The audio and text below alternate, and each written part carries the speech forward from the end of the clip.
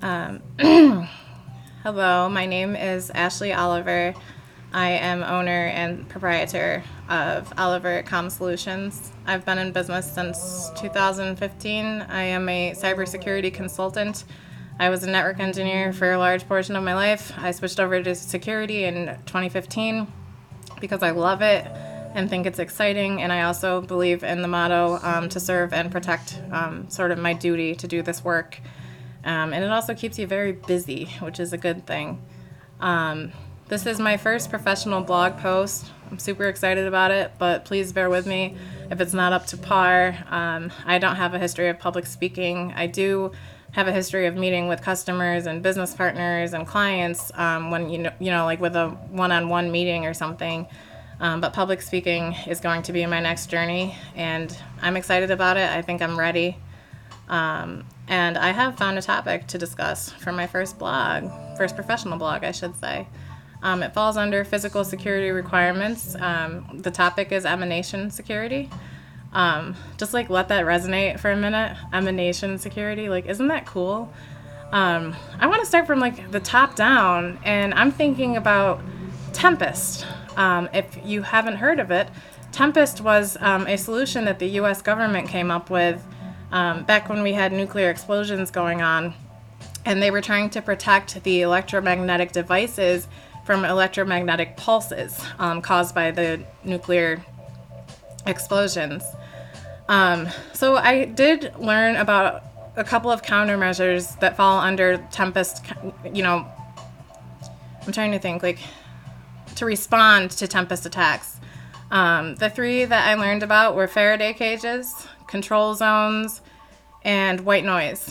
Let it resonate. Think about it. Have you ever heard of a Faraday cage? Have you ever seen Ghostbusters?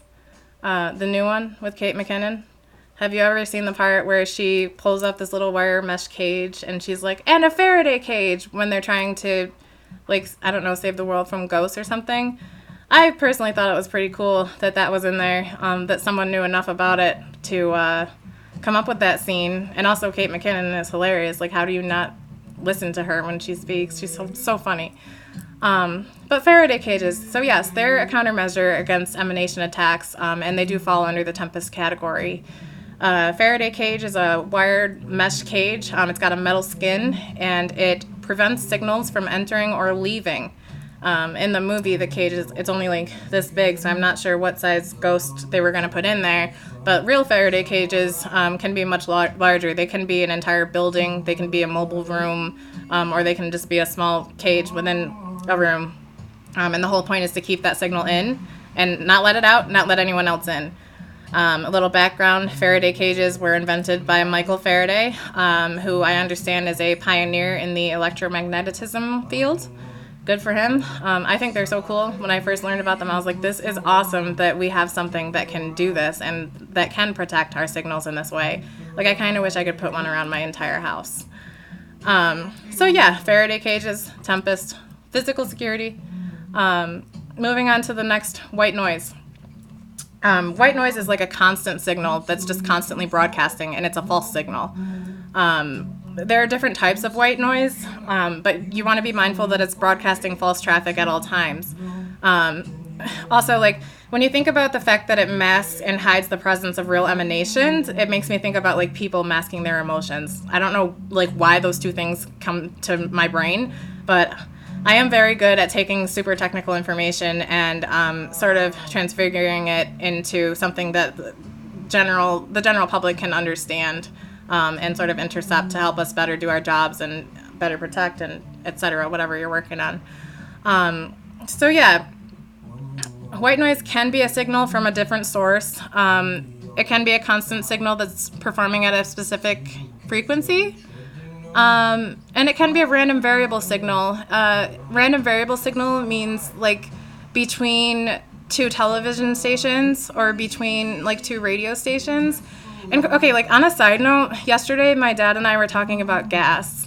And we were talking about how there's fuel that fuels our cars, and then there's also gas, nitrous gas. And that makes me think about random variable signals because we don't see it, but it's still white noise between the radio stations. And just because we can't see it doesn't mean it's not there. There's also such a thing as a jam signal. It's a signal that causes interception equipment to fail. I like that one the most. I would definitely want, because I like to fight back, I would want any sort of interception attempt to fail. So yeah, those are like the different types of white noise. So we've talked about Faraday cages, white noise, and lastly, control zones. This also falls under Tempest. Control zones can be like the use of white noise and a Faraday cage together, but you really want to think about it as like perimeter security. The control zone is like the actual zone that you're trying to protect, albeit with white noise or with the Faraday cage. So now that we've started from the top down with the attacks and even like the Tempest stuff and the nuclear explosions and electromagnetic pulses, are you sending nudes on your phone? I'm just like curious. Like, I have mentioned previously on my Facebook page, I should say, about how risky it is to send like nudes or like photos of your credit card, which I'm sorry, Mom and Dad, but they send us pictures and I keep telling them like, don't do that and they're like, oh, well, you just delete it after. And I'm like, no. Once that photo is taken, if your device, your mobile phone or whatever, if it's not protected, if you don't have some sort of AVR on your phone, then yeah, your phone is a vulnerability and you're at risk. Also, once it is sent, there is a risk that it can be intercepted by someone. And also, who are you? Like, you know how the president tweets? Like, is he using his personal phone? Because like, there's like a high probability that like China or the Russians are like definitely trying to tap that. So yeah, like, don't ever think that like if you take a photo and then just delete it, like even Snapchat, never think that can't be intercepted, and always make sure that you're protected. You need to have some sort of antivirus on your phone. This is like personal plus professional. I talk to my professional friends through like social media or through texting or whatever, but even that, like, I know for sure that my phone's protected. I know that I have the countermeasures on my phone that's going to make sure nothing gets out, but for a long time I was like actually super paranoid about that stuff just because I wasn't like fully aware of it and how it worked. But now that you sort of have a little bit of background on emanation and electromagnetic, I wouldn't say electromagnetic. I want to stop, but I feel like I should keep going. All right, let's keep going. Electromagnetic waves, radio frequencies.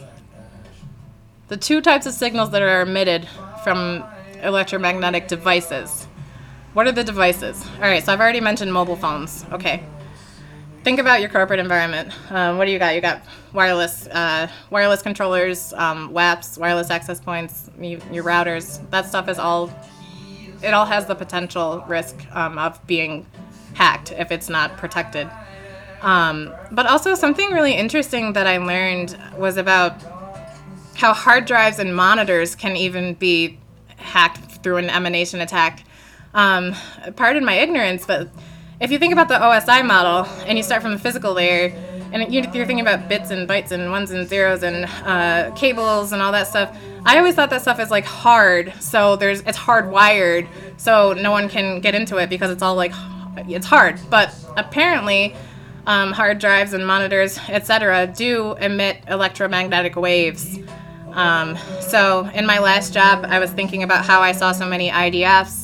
And I remember even like as a consultant, I've had jobs before where like my role was to configure the IDF myself and like set up stacking and whatever I had to do.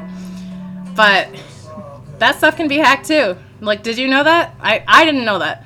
So now that you do know, I just think it's so cool that those waves can come from those electrical devices.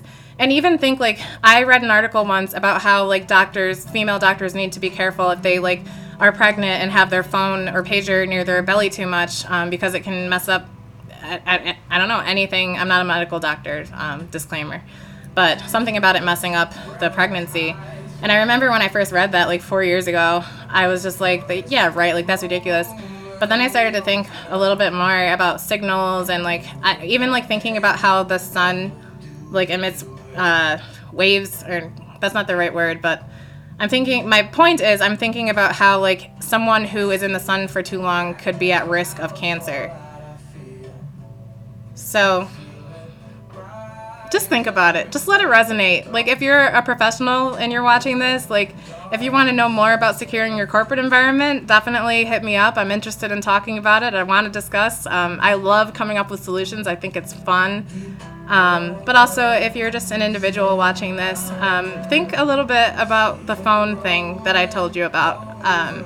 It is a reality. I did some work a few years ago for a Fortune 500 company, and before that ended, we were all notified, us in the network security group, were all notified about how the company had been targeted and hacked. Guess how the hacker got in? Some executive's phone. Just let that resonate. Like, I'm not just saying this just because I want to stare at myself and talk to myself. So, okay, that was my first professional blog. It's 10 minutes. I think I did pretty good. I'll have more to come, and just bear with me. It will get better, but I'm excited that I was able to inform both the general public and my professional colleagues about these types of emanation attacks and the reality that they exist, and the reality that we need to protect against them. So, OliverComSolutions.net is my website. You can find any information about me there, and you can also hit me up on LinkedIn or send me a message. The number that's on my website is a business line. So, all right, have a great day, and don't send nudes.